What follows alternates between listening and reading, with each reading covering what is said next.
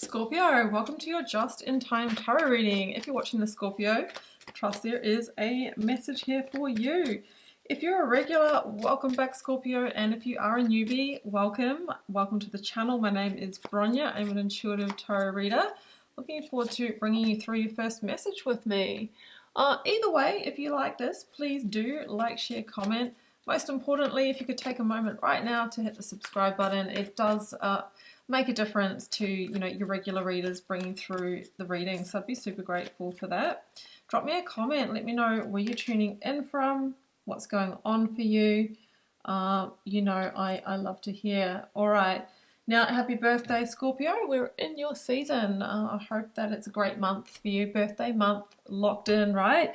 Okay, so and Taurus full moon this week, tomorrow, November 5th, although you might be watching this afterwards, and that is cool as well. It's not a one-day wonder. Energy sticks around either side. So this can highlight stability, security, commitments, contracts, relationships, home, finances, all those Taurus themes. Now, we've got the North Node card, step out of your comfort zone, and we have the new Moon in Pisces card, meditate and contemplate. Maybe you have been contemplating or thinking about some kind of move or action that is outside your comfort zone, a leap of faith, expanding your life in some way. And with the sun in your sign, Scorpio, maybe this is the boost of fuel that you need to act on that. Now, North Node card, if you know your birth chart, you know this is a destiny marker, and it invites you into the activation of your soul's path in this lifetime, right? We take influence from South Node, but we move towards North Node, and of course there's going to be some discomfort because our soul doesn't know it yet. All right, let's keep going. So I'm using all the moon decks today. That was Moonology. This is Queen of the Moon Oracle. Also, if you want to arrange a personal reading or healing, Scorpio, I will drop a link to my website below. I will also link the socials, Instagram and TikTok. Go and give me a bit of love with a follow over there. I'm in an algorithm rut. It's just a necessary evil. I show up there every day, so I'm good for it. I'd be super grateful to have you with me. Okay, we've got peace, waning crescent moon. Okay, interesting. This has got a peace vibe to it as well.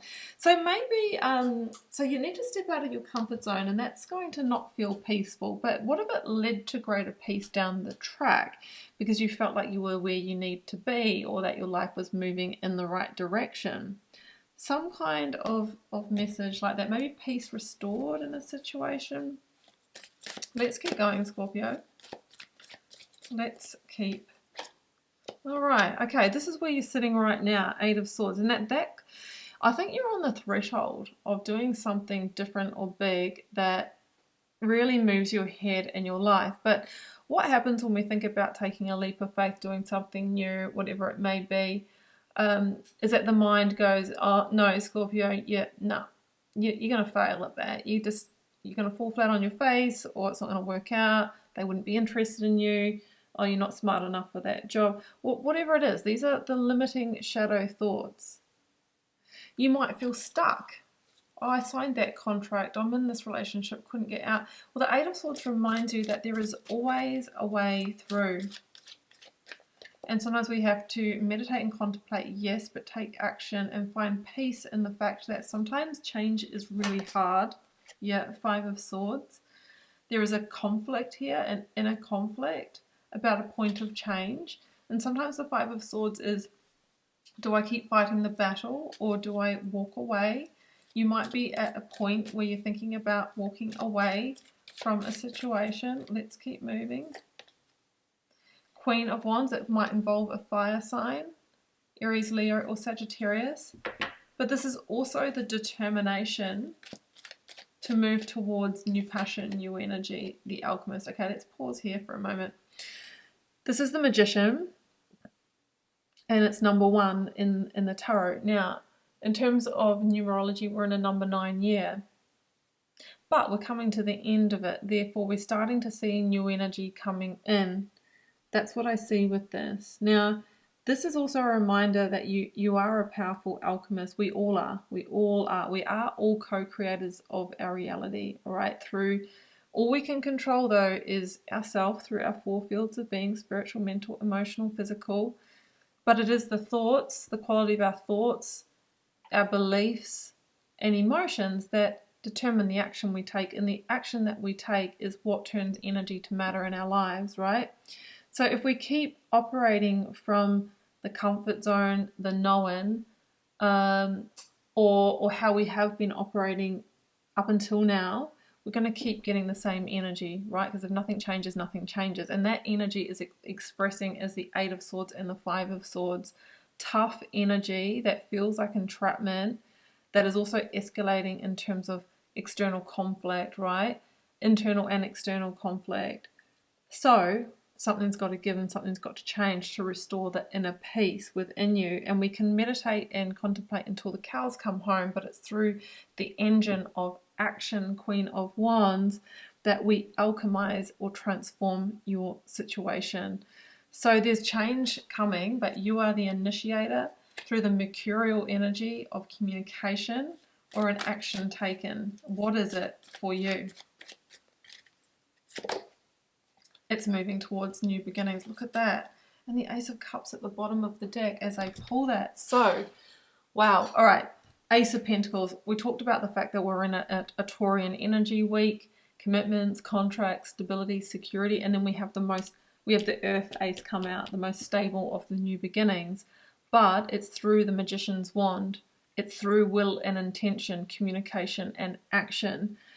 This is the week to change something, to do something different, to step out of your comfort zone. Are you applying for the job? Are you putting yourself out there for a relationship? Are you discussing the nature of your current relationship? I mean, this is going to be different for all of you, but there is some kind of golden opportunity or some kind of gold that comes out of this, but you must take action, otherwise nothing happens. Okay, we've got the King and Queen of Wands here. So this is most likely relational energy, which is not limited to romantic relational energy. This can be the relationship, partnership between you and your employer, but there is something emotional about it. So we see the King and Queen of Wands with the Magician and the Ace of Pentacles between. There is still gold to be mined here, but what does the Magician do? Uses alchemy to refine impurities from raw elements to then turn them to gold through the crucible, right? The alchemical process. So we're being told that we need to refine impurities here. 8 of Swords, shadows, thoughts. 5 of Swords, conflict. Maybe anger, maybe, shadow emotions, shadow thoughts. But if you can do that through stepping out of your comfort zone and coming from a place of peace, gold can arrive. Oh my gosh. Page of Pentacles. And at the bottom of the deck, the world, the universe. I think that there's another cycle here. The Page of Pentacles. I always say it's the precursor to the Ace, but we've already got this. And you can't, someone's thinking about making an offer. Sometimes there's this energy of a severance or a rupture point was actually required so that we can repair twice as strong. Like, how often do you know that couples go through that and then bang, the engagement or something like that?